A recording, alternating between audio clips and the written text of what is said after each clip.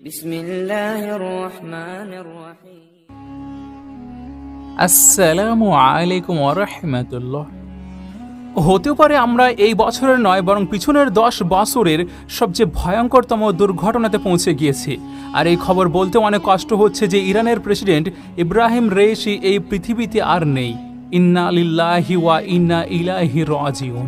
আর এরই ফলশ্রুতিতে 50 দিনের ভিতরে নতুন নির্বাচন হতে যাচ্ছে, কেননা ইব্রাহিম রাইসি আর এই পৃথিবীতে নেই। কিন্তু এটি এতটাই আনফরচুনেট ঘটনা যে আপনি এই পৃথিবীকে যতটাই কনভিন্স করতে থাকুন না কেন, দুনিয়াকে আপনি এটি বলে বেড়ান না যে ইরানের প্রেসিডেন্ট আজারবাইজানে গিয়েছিল আর আজারবাইজানে খারাপ আবহাওয়ার কারণেই তার হেলিকপ্টার ক্র্যাশ হয়ে যায়, তাহলে কি এই পৃথিবী এটিকে মেনে নেবে? এটি কখনোই সম্ভব নয়।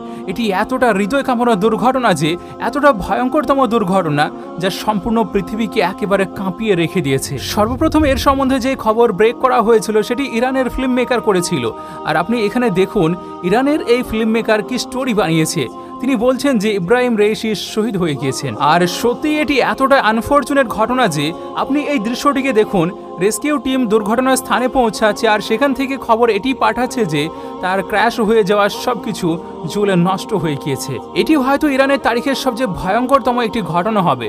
আর আপনি দেখতে পাবেন এর পিছনে কিভাবে ইসরায়েলের হাত বেরিয়েও আসবে। মানে আপনি এটি ভেবে দেখুন, ইরানের প্রেসিডেন্ট আজারবাইজানে পৌঁছেছিলেন কেননা তিনি সেখানে ড্যাম প্রকল্পের জন্য মিটিং করতে গিয়েছিলেন। তাহলে ইরানের প্রেসিডেন্ট সেখানে কেন গিয়েছিলেন আর এই যাওয়ার ভিতরে কি কি ঘটনা ঘটেছে এটাকে আপনি সুন্দরভাবে বুঝে নিন। আগে সর্বপ্রথমে আপনি এই দৃশ্যটিকে দেখুন। এই সকলে আসলে যাচ্ছে ক্র্যাশ সাইটে।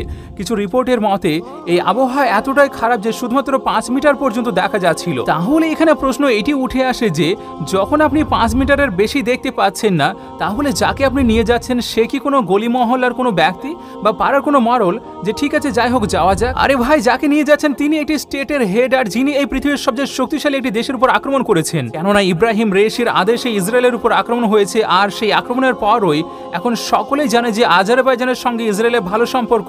তো ইরানের প্রেসিডেন্ট এই যে আজারবাইজানে গিয়েছিলেন, এখানে ড্যামের জন্য খুব একটা বেশি আলোচনা হয়নি, শুধুমাত্র কথাই হয়েছিল। এখানে জিনিসটি ভেবে দেখুন, আজারবাইজানকে আসলে ইসরায়েল ব্যবহার করতে চাইছিল।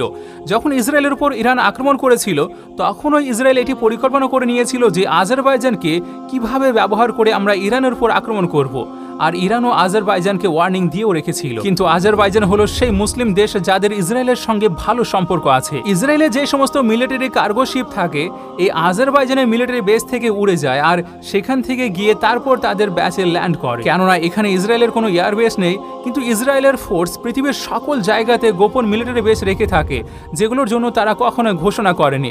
আর তারা এমনভাবে প্রত্যেকটি জিনিসের উপর প্রত্যেকটি অ্যাক্টিভিটির উপর নজরও রেখে থাকে। এবার পাশেই অবস্থিত থাকে ইরানের জন্য হয়তো ইসরায়েল ঘোষণা করেননি, কিন্তু তারা আজারবাইজানের মিলিটারি বেসকে ব্যবহার করে থাকে। এবার এখানকার সবচেয়ে বড় সমস্যা এটি যে ইরানের প্রেসিডেন্ট এখান থেকে বেরিয়ে যান আর তারপর তিনি শেষ সিগন্যাল পাঠান, যেখান থেকে তিনি নিজের শেষ লোকেশন সেন্ড করেছিলেন। এই লোকেশনে রেস্কিউ টিম পৌঁছেও যায় আর সেই লোকেশনে গিয়ে সকল পরিস্থিতিকে বোঝার চেষ্টা করে, কিন্তু বুঝতে পারছিল না যে এটি কি হয়েছে। মানে আপনি এটি অনুমান করুন, শেষ লোকেশন এরা যেটা পাঠিয়েছিল সেখানে রেস্কিউ টিম পৌঁছে যায়, কিন্তু তারা বলছে যে যে জায়গায় ক্র্যাশ হয়েছে সেখানে কোনো কিছুই দেখতে পাওয়া যাচ্ছে না। তাহলে এটি কোন ধরনের আক্রমণ হতে পারে? এটি কি কোনো মিসাইল এসে হিট করেছে না সাইবার হামলা হয়েছে? আপনি যতটা ইচ্ছা কাউকে বলে বেড়ান না কেন, এটি সত্যি অনেক শক্তিশালী জবাব দেওয়া হয়েছে। আর আপনি এই জবাবের পিছনে ইসরায়েলের হাত অবশ্যই খুঁজে পাবেন যখন ইরানের পক্ষ থেকে এই সম্পূর্ণ ঘটনাটা ইনভেস্টিগেশন হয়ে যাবে। এই হেলিকপ্টারে যারা যারা উপস্থিত ছিলেন তারা হলেন ইরানের প্রেসিডেন্ট রাইসি, ইরানের ফরেন মিনিস্টার আবদুল্লাহ, মানে ইনি একজন এমন লেভেলের ফরেন মিনিস্টার ছিলেন যার মতো হয়তো বর্তমান সময়ে 3-4 জনই আছে তার সঙ্গে মোকাবেলা করার মতো। আর তারপর ছিলেন আয়াতুল্লাহ আল হাশেমি, যিনি একজন ইমাম, আর তারপর আজারবাইজান ইস্টের একজন গভর্নরও ছিলেন। মানে এই যে দুর্ঘটনা ঘটেছে এটি নাকি হার্ড ল্যান্ডিং এর কারণে হয়েছে। তো দেখুন, হার্ড ল্যান্ডিংয়ে আপনার বাঁচার সম্ভাবনা থাকে 50-50। এখানে যদি আবহাওয়া খারাপ হয় তাহলে সর্বপ্রথম যেই ঘটনাটি দেখা যায় সেটি হলো যেই দেশে যাবে সেই দেশ তো হেলিকপ্টারটিকে উড়াবে, তাহলে সেই দেশের এটি দেখার কর্তব্য হবে যে এদেরকে সঠিকভাবে তাদের গন্তব্যস্থলে পৌঁছানো যাবে কিনা। এবার যখন আপনার দেশের আবহাওয়া খারাপ তাহলে হেলিকপ্টারকে ওড়ানোর কি দরকার ছিল? তো এখানে পরিষ্কারভাবে দুটো ঘটনার সামনে আসছে। একটি ঘটনা এমন, এই হেলিকপ্টারে কি কোনো মিসাইল হিট করেছে অথবা কোনো সাইবার আক্রমণ হয়েছে। এই দুটো জিনিস অবশ্যই ইনভেস্টিগেশনে পরিষ্কারভাবে জানতে পারা যাবে। আর 2 নম্বর হচ্ছে গিয়ে মিসাইল হিট হওয়ার পর সেখানে কি আবারও সাইবার আক্রমণ হয়েছিল? না হলে হেলিকপ্টারটি একেবারে ঝুলে কেন গেল? আরেকটি জিনিস, আবহাওয়ার সম্বন্ধে স্টেট যে খবর জানিয়েছিল সেটি কিন্তু সঠিক জানায়নি। কারণ আপনি যদি জানেন আপনার আবহাওয়া খারাপ, তাহলে আপনি সেই জায়গায় উড়িয়েছিলেন কেন? মানে সত্যি অবাক করার মতো, মানুষকে পাগল বানানো খুবই সহজ মনে হচ্ছে। এত বড় লেভেলের স্টেটের যে হেড, তাকে সেই দিকে উড়িয়ে নিয়ে চলে গেল যেই দিকে আবহাওয়া বেশি খারাপ। কেন? কিছু সময় ওয়েট করে নিলে সমস্যা কোথায় ছিল? সবসময় এটি মনে রাখবেন, আজারবাইজানের মিলিটারি ফোর্সের ভিতরে ইসরায়েলের এত বড় বড় গুরুত্বপূর্ণ ব্যক্তিত্ব আছে যার অনুমান করা আপনার পক্ষে একেবারে অসম্ভব। আর তাদের সঙ্গে ইসরায়েলের খুব গভীর সম্পর্ক আছে। ইসরায়েল তাদেরকে হাতিয়ার দেয়, ইসরায়েলের সঙ্গী পর্যন্ত আজারবাইজান। তো এখানে দুটো জিনিস হয়েছে, হয় তাদেরকে মিসাইল হিট করেছে, আর না হলে মিসাইলের সঙ্গে সঙ্গে তাদের উপর সাইবার আক্রমণও হয়েছে। কিন্তু দোষ আবহাওয়া খারাপেরই দেওয়া হচ্ছে, আর আমরা সেটাই হয়তো মেনে নিচ্ছি। এখানে আরেকটি সবচেয়ে বড় সমস্যা, সেটি হলো ইরানের যিনি নায়েব মানে ভাইস প্রেসিডেন্ট, তাকে এটি জানিয়ে দেওয়া হয়েছে যে ইব্রাহিম রেইসি আর এই পৃথিবীতে নেই। তো সেই জন্য আপনি খুব তাড়াতাড়ি তার স্থান গ্রহণ করুন আর খুব দ্রুত নতুন ইলেকশনের ঘোষণা করুন, যাতে এই নতুন ইলেকশন 50 দিনের মধ্যে হয়ে যায়। তো এবার এর যে বড় ইনভেস্টিগেশন হবে সেটি অনেকটা খারাপ হতে চলেছে, কেননা এখন এটি জানা হবে যে এখান থেকে তাদেরকে নিয়ে কে গিয়েছিল। ইরানের প্রেসিডেন্ট ফরেন মিনিস্টারের উপর আক্রমণ করে তাদেরকে হত্যা করে দেওয়া হলো।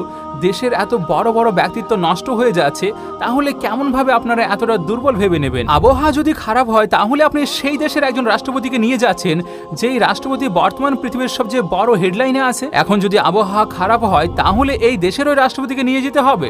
তো দেখুন, এমনটা অনুমান করা যাচ্ছে যে এই আক্রমণে ইরানের ভিতরের মানুষও যুক্ত আছে, আর বাইরে দেশের মুসলিম গাদ্দার তো আছেই। এখানে ইরানের যে security force, protocol security force ছিল, তারা এখানে কি করছিল?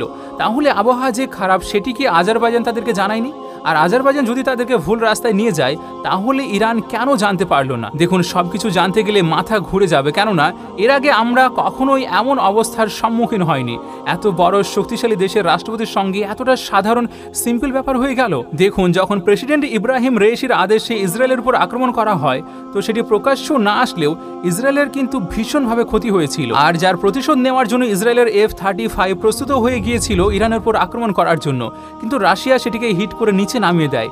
তো এমনভাবে ইরানের প্রেসিডেন্ট অনেকটা দিন ধরে ইসরায়েল এবং আমেরিকার চোখের কাঁটা হয়ে দাঁড়িয়েছিল। ইব্রাহিম রেইসি তার দেশের নয়, বরং ইসলামিক ওয়ার্ল্ডের একজন এমন প্রেসিডেন্ট যিনি ইসরায়েলের উপর আক্রমণ করার ক্ষমতা দেখিয়েছেন। এর আগে হয়তো কেউই এমন সাহস দেখায়নি। আর এই কারণেই ইব্রাহিম রেইসি ইসরায়েলের একেবারে নিশানাতে ছিল, কেননা ইব্রাহিম রেইসির জন্যই ইসরায়েলের যা কিছু ক্ষতি হয়েছে। আপনি এই ছবিটিকে দেখুন, এটি ছিল শেষ ছবি ইরানের প্রেসিডেন্টের, আর এই ছবির পরই হেলিকপ্টার ক্র্যাশের খবর আসে। তো দেখুন, যদি এই আক্রমণের সঠিকভাবে ইনভেস্টিগেশন হয়, তাহলে কিন্তু সত্যি সত্যি পৃথিবীর তৃতীয় বিশ্বযুদ্ধের দিকে এগিয়ে যাবে। আর এটাও সত্যি যে চায়না এবং রাশিয়া দুজনে কিন্তু এই খবর শুনে ভীষণ মর্মাহত হবেন, কারণ তারা একজন প্রিয় বন্ধুকে হারিয়ে ফেলেছে। তাহলে এবার খুব পরিষ্কারভাবে এটি দেখা যাচ্ছে যে আমরা খুব দ্রুততার সাথে অনেক বড় একটি যুদ্ধের দিকে এগিয়ে যাচ্ছি, আর এই যুদ্ধ বাঁধিয়েও দেওয়া হয়েছে। আর এখন মনে রাখতে হবে যে ইরান কিন্তু চুপ করে বসেও থাকবে না। যদি ইরানের প্রেসিডেন্টকে উড়িয়ে দেওয়ার সম্ভব হয়, তাহলে ইরানের ভিতরেও কিন্তু প্রবেশ করা সম্ভব হবে। যদি ইরান এখন চুপ করে বসে যায়, তাহলে এই কথা খুব ভালো করে আপনি শুনে রাখুন, ইরানের যে নিউক্লিয়ার ফ্যাসিলিটি আছে সেটিকেও ছাড়া হবে না। তো সর্বপ্রথম এটার দিকে নজর থাকবে ইনভেস্টিগেশনে কি বেরিয়ে আসে, আর যাই বেরিয়ে আসবে সেখান থেকে এটা তো পরিষ্কার হয়ে যাবে যে ইসরায়েলের হাত আছে কি নেই। আর এখানে ইসরায়েলের হাত অবশ্যই আছে, কেননা কিছু কিছু নিউজ থেকে তার ক্লু মিলে যাচ্ছে। তো যাই হোক, এর সম্পূর্ণ খবর নিয়ে আপনাদের সামনে আরেকটি নতুন এপিসোড নিয়ে হাজির হব। ততক্ষণ পর্যন্ত আপনারা আমাদের চ্যানেলটি সাবস্ক্রাইব করে আমাদের সঙ্গে জুড়ে থাকুন।